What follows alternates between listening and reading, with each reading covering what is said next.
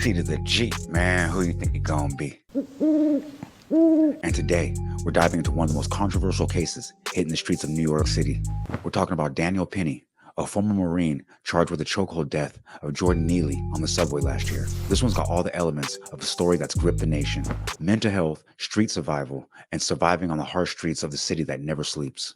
And if you're not familiar with this story, I covered it when it just happened last year, and that'll be part 1. And if you have seen that video, you can go ahead and skip to part 2. Mental illness affects 1 in 4 Americans. Unfortunately, that can affect anyone in any number of ways. Monday, May 3rd, on a New York subway train. The morning rush to work can be exhausting, and a mild headache in the best of circumstances. But on this day, for 30-year-old Jordan Neely, things would be nothing but the worst of circumstances. Jordan Neely was a 30-year-old Michael Jackson impersonator who struggled with mental illness and its issues. Jordan Neely, most likely having a mental episode, walked onto the subway that morning, not knowing that he wouldn't walk off. Jordan boarded the subway car mumbling incoherently to himself, ramping up to yelling things such as, "I don't have food. I don't have a drink.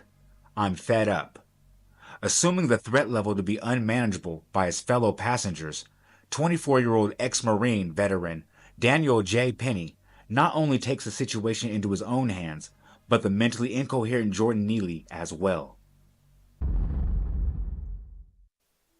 Daniel Penny applied a rear naked chokehold around Jordan's neck, collapsing and pinning Jordan's legs close to the ground for 15 minutes, while some onlookers pulled their phones out and recorded, and others helped restrain Jordan's arms so there was no way to save his own life.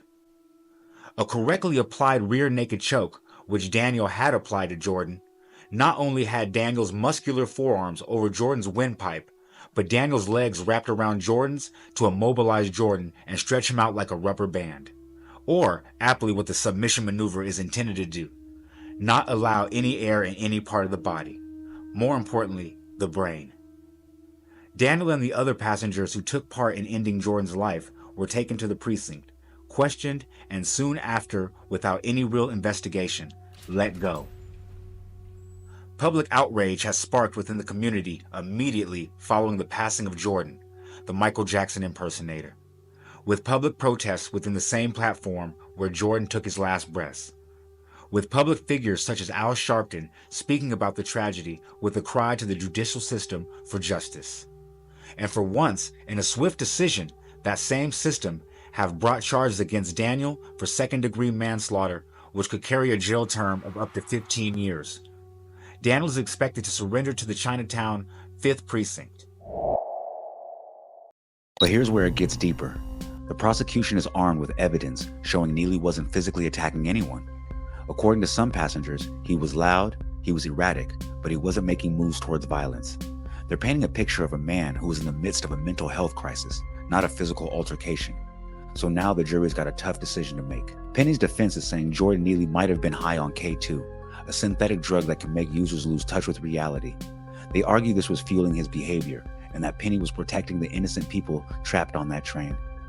But the prosecution hit back, saying that's just character assassination. Neely's toxicology didn't prove he was a danger to anyone at the moment, and to that, medical records show his deep mental health issues, but that shouldn't justify him losing his life that day. They've also got video footage of Penny himself showing police how he applied the chokehold, which lasted for 6 minutes, including about 50 seconds after Neely went limp. This footage, along with witness statements, is going to be key in court. The prosecution is going to make sure that the jury knows Neely's death certificate lists asphyxiation as the cause of death. No question about it. Penny's trial kicks off October 21st, and trust me, this one's going to be heavy. If convicted of manslaughter, Penny could face up to 15 years in prison. But the case isn't just about what happened on that train. It's about how the system treats people like Neely, who have been arrested over 40 times for small-time crimes, but was ultimately a man crying out for help. Man, this story is different. This ain't about just one man's actions on the subway. It's about how we're failing people that need real help, and about making split-second decisions that change lives forever. But I'm being serious. We need to figure out how we're handling mental health in the streets, how people like Jordan Neely get caught up in a cycle that leads to tragedy. But at the same time, this case isn't easy. Nobody wants to be in a situation where they feel threatened and don't know what's coming next. But one thing I do know is Jordan Neely did not need to lose his life that day. And Penny? He's going to face a justice system that's going to decide if he was justified or not. To all people out there, we have to think twice before we act, because every choice is permanent. But I'll be following this case closely, and I'll be back with another update. And if you made it this far, that means you're putting some paint where it ain't. And for that, you need to be thanked. Don't forget to leave a like, comment, subscribe, share to be aware. Put me in that algorithm because I need to be there, man. Because I know there's 10 other streamers out there doing it like me, but... Fuck that little 10! I'm maxed out!